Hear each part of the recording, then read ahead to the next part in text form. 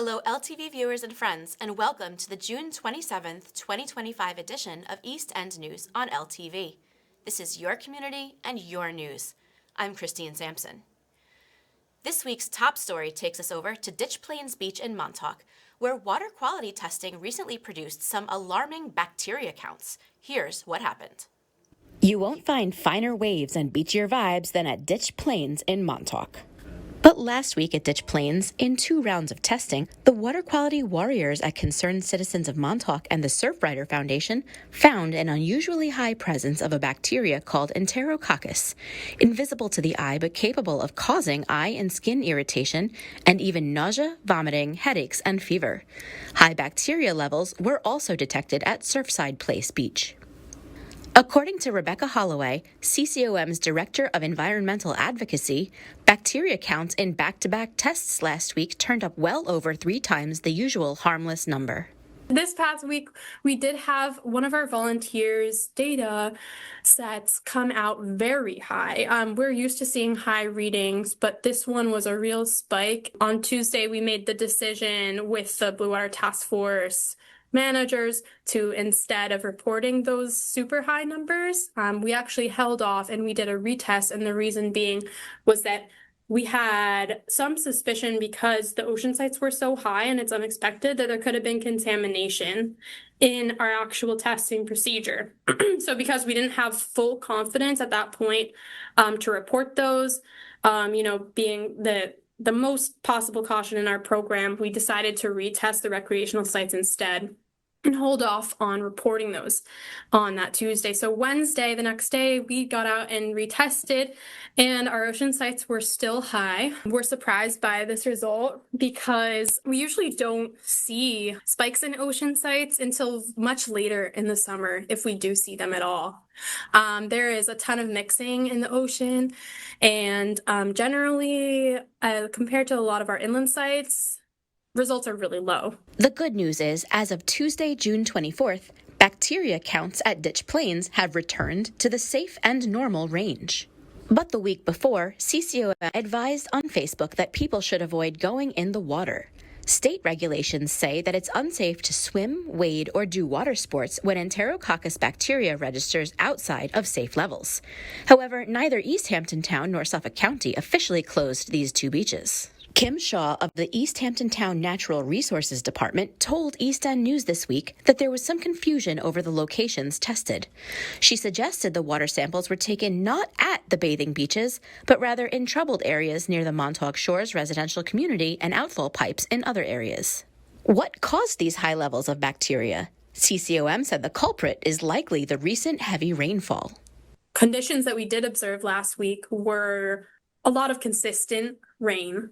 It might not have been super, super heavy, but over, the course of several days, we had a lot of rain.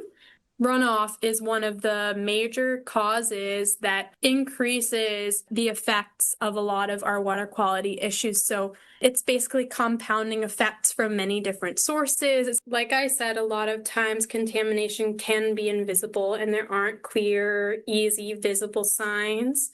The one that we can point to is recent rain. CCOM says the beach bacteria issue points to the need for people to cut back on pesticide use, pump their cesspools, and even upgrade their older septic systems to modern IA septic systems. We are putting out a Clean Water Steward Pledge, which is 10 practices for clean water. And this is adapted from the Long Island Nitrogen Action Plan by the DEC. And these practices are use organic fertilizer or no fertilizer at all, plant native trees, flowers, and shrubs, upgrade to an IA septic system with nitrogen treatment, or pump out your septic/cesspool regularly, leave grass clippings on the lawn and bag your leaves. Always pick up your pet's waste, even in your own yard. Christine Sampson reporting in Montauk for East End News on LTV. A Suffolk County Health Department team was out testing the water again on Thursday. We'll keep you updated on this story. Mark your calendars for the return of Tuesdays at Maine, a concert series at the beach in East Hampton Village. Correspondent Sarah Burack has more on the changes to concert parking rules this year. roll away if they do. All right. Hot Lava is only one among a whole schedule of local bands that perform in the summertime at Main Beach in East Hampton on Tuesday nights.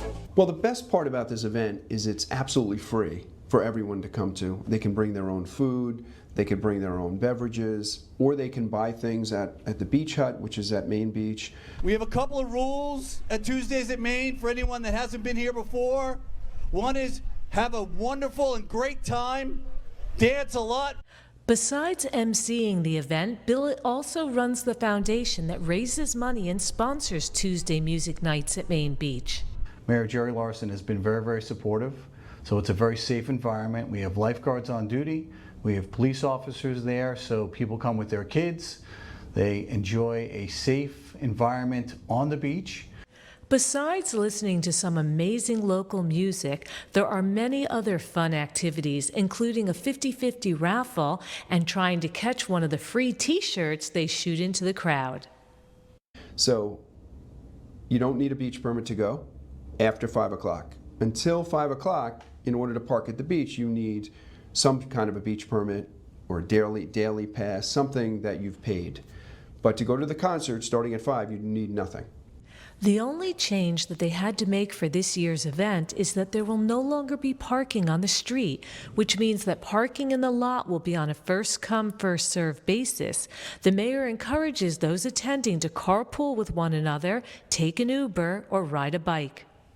It is along this road on Ocean Avenue south of 27 that they will no longer allow parking for music nights on Tuesday evenings. Mayor Larson says the first event will be parking as normal, and then they will enforce the rule the following week. Yes, sir. You feeling all right? Dara Berger reporting in East Hampton for LTV East End News. Southampton Town Police are still searching for 3 people who they say robbed North Sea Tavern at gunpoint. This happened on Tuesday, June 24th, at around 3:30 a.m., police said in a release. The 3 perpetrators forced an employee to open a cash register, then fled with what police called an undetermined amount of cash. Law enforcement agencies, including Southampton Town's drone unit, Southampton Village's K-9 unit, and the Suffolk County Helicopter Squad, all turned out to search for the robbers. Police are asking anyone with information to call the Detective Division at 631-702-2230. Another tragedy on the roads, this time in Hampton Bays. Southampton Town Police said a driver struck 40-year-old Sarah Burack on Montauk Highway near the Villa Paul restaurant, then fled the scene on Thursday, June 19th at about 2:45 a.m.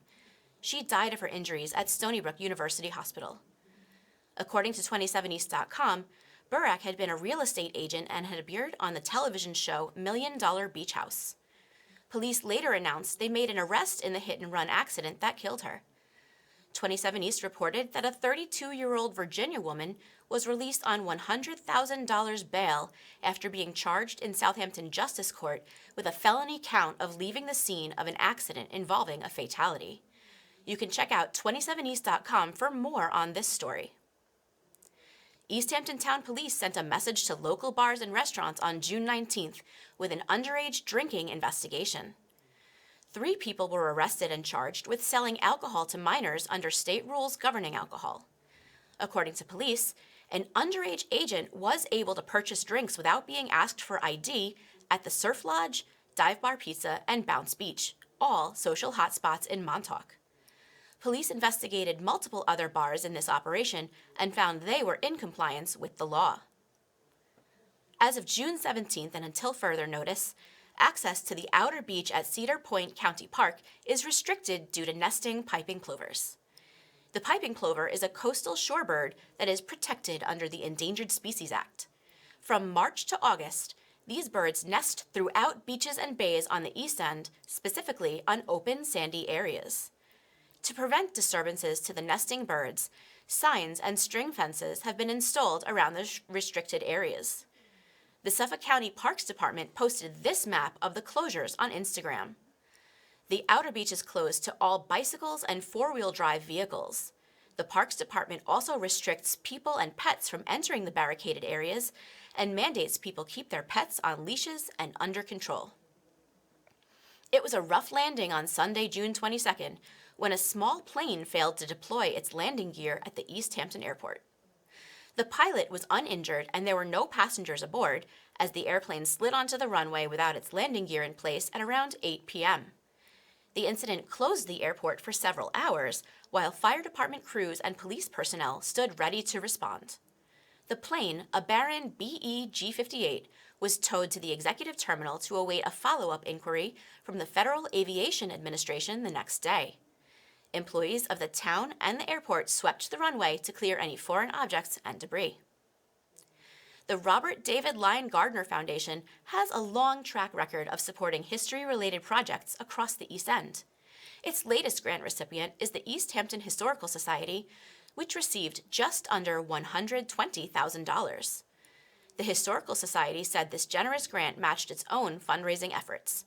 On Instagram, the East Hampton Historical Society said this will enable the last phase of construction on the Collections Storage Center at Mulford Farm. The group said with its new facility, quote, will be instrumental in providing long-term, sustainable storage and collections care practices to steward the Historical Society's collection of more than 20,000 local artifacts. It will also serve as a model for long-term sustainable storage and collections care practices for other museums across eastern Long Island, said its director, Steve Long. It's not often that you see a journalist getting involved in a story, but for Bill Sutton, this is a personal one. He's experiencing kidney failure and needs a kidney transplant. Sutton, who's the managing editor of the Express News Group, is also advocating for people to sign up on the New York State Donor Registry to help save lives. Hi, I'm Bill Sutton. I'm the managing editor of the Express News Group. I am in kidney failure at this point. I learned a couple of years ago.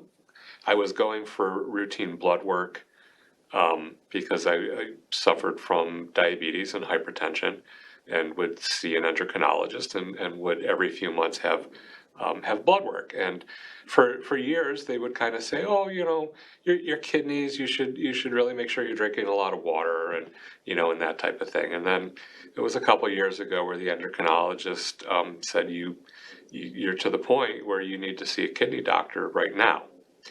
And I didn't understand what that meant at the time. And I'm like, oh, I'll go see a kidney doctor. My kidneys were functioning at about 15% of what they should be functioning.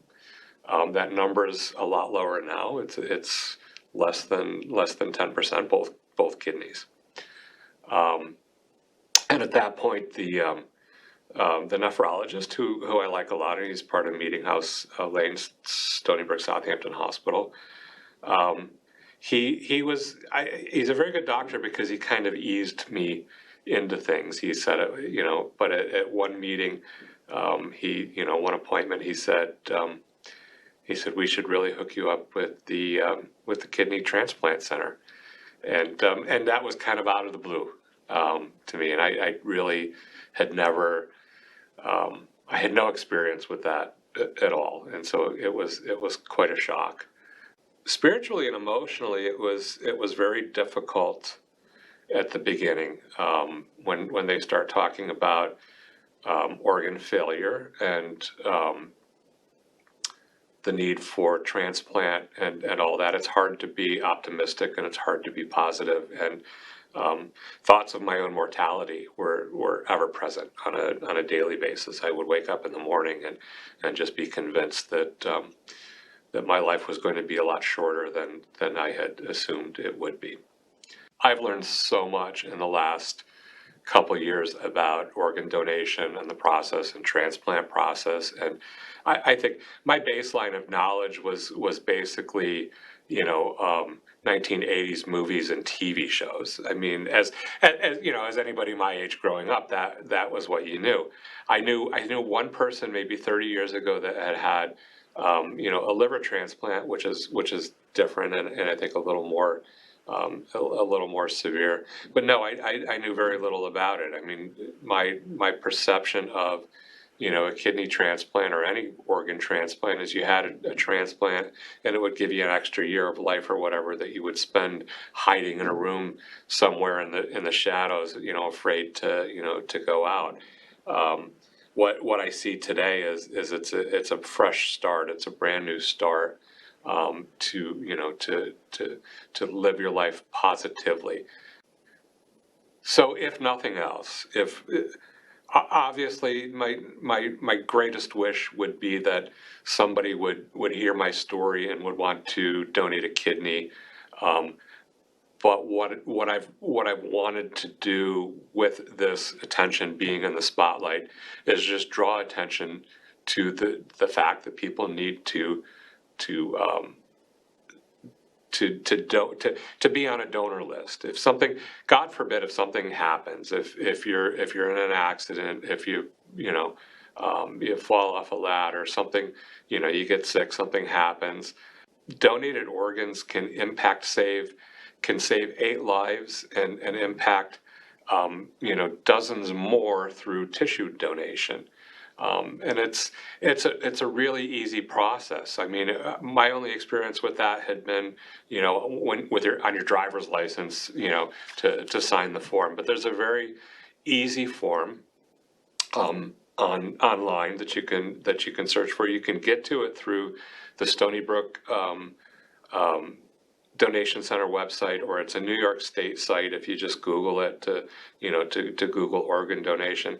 And it's pretty simple. You answer 5 or 6 questions, you register, and once you register, then your registration goes out to all the different hospitals and facilities and medical centers. And if something were to happen to you, then they know that you want to be an organ donor, and it becomes then easier just to harvest what people need to help save their lives. When you think about lungs and kidneys and livers and there's eyes and skin stuff, you could save so many lives and impact so many lives for organs that you just don't need anymore.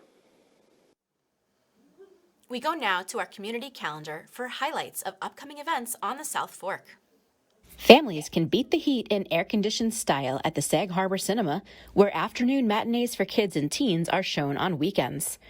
Upcoming movies include The Music Man, $1 Million Mermaid, Moana 2, and lots more.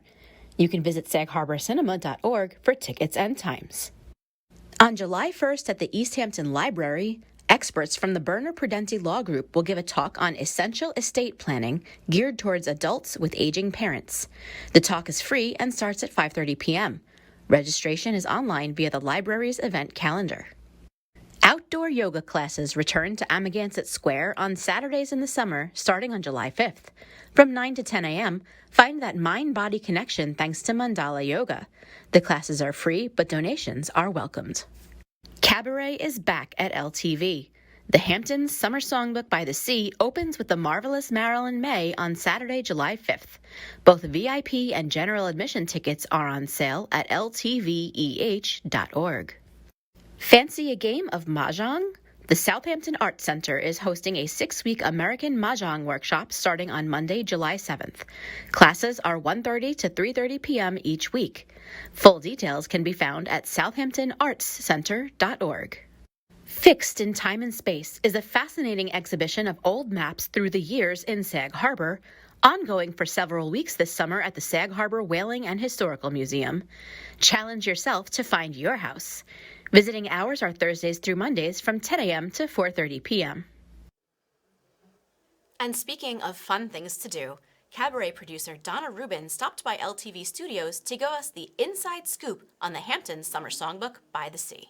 My name is Donna Rubin, and I am co-producing the Hampton Summer Songbook by the Sea with Josh Gladstone, and I'm really excited about this season coming up. This is a series that we are building on. We started it last year officially, and it went very, very well. It's a series of 8 performances throughout the summer, and we've invited some of the top cabaret stars in New York to come out and perform here at the Hamptons.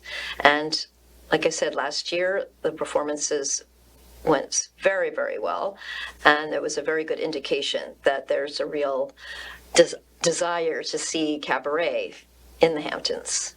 I would say that LTV is the best kept secret because, first of all, the room itself can be designed in any which way to create the atmosphere that you want. So we've created a beautiful cabaret atmosphere. It has large screen at the back for projection, so we can use the projection. Some performers do use projection, some don't use projection. There's a beautiful grand piano. We have roses sitting on top of the piano. I almost like to describe it as mini one-man shows, really, is what it is.